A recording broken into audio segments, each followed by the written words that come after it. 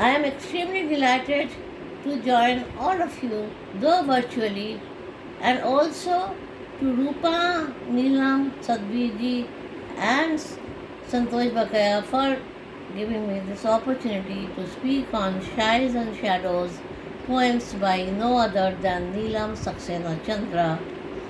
This book brings all towards the ultimate truth of life, that is death.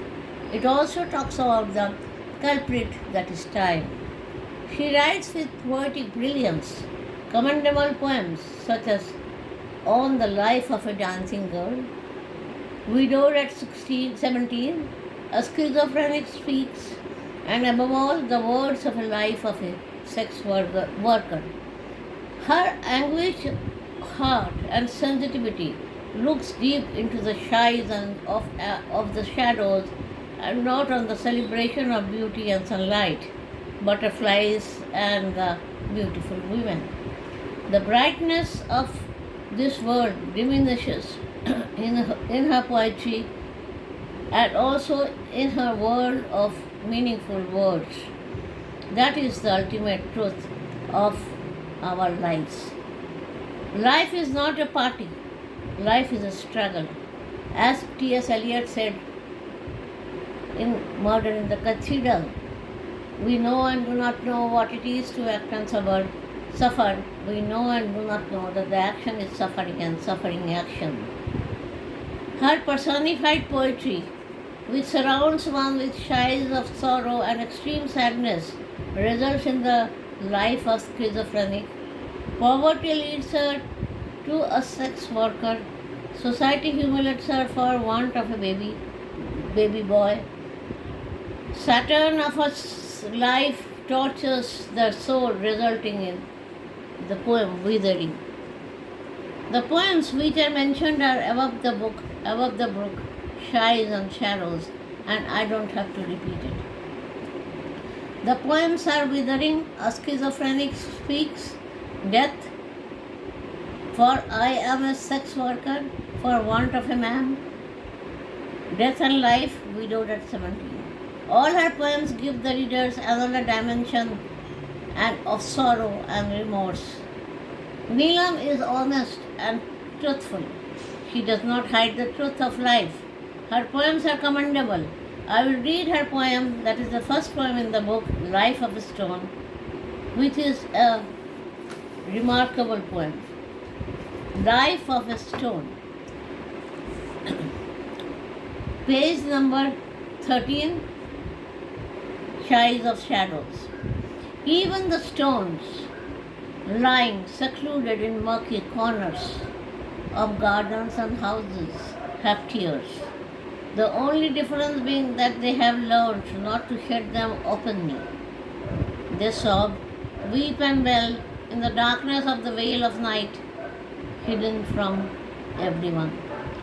A few, unable to cope up with the harshness, disintegrate into mud.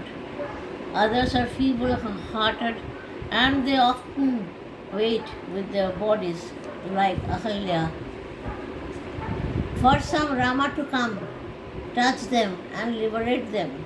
However, the stronger ones unshackles themselves from their agonies by becoming Rama themselves. This is a remarkable poem which combines mythology and also, I must say, quantum physics, because with her sensitivity and anguished heart and soul, she feels for the stones, as if she talks of quantum consciousness of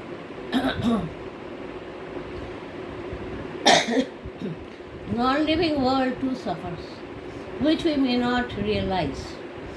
As if in Ramayana, Valmiki too wrote about the transformation of Ahalya into a stone when Lord Rama came to give her the dignified life that she deserved.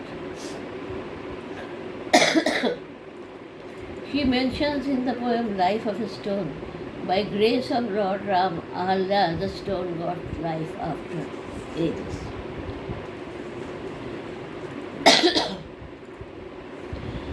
With her poetic brilliance, her hard blends for 17-year-old widows that we often see in Vrindavan and Kashi. Sex workers all over the world, dancing girls all over the world, schizophrenia not seen, but there are many schizophrenia in many Indian families and maybe in the world. And thus she gives justice to the title of her book, Shies of Souls. As P.B. Shelley wrote in his famous poem, To a Skylark, we look before and after and pine for what is not. Our sincerest, since that laughter with some pain is fraught, our sweetest songs are those that tell of the saddest thought. So we act, we suffer, we see the sweetest songs are those that tell of the saddest thought.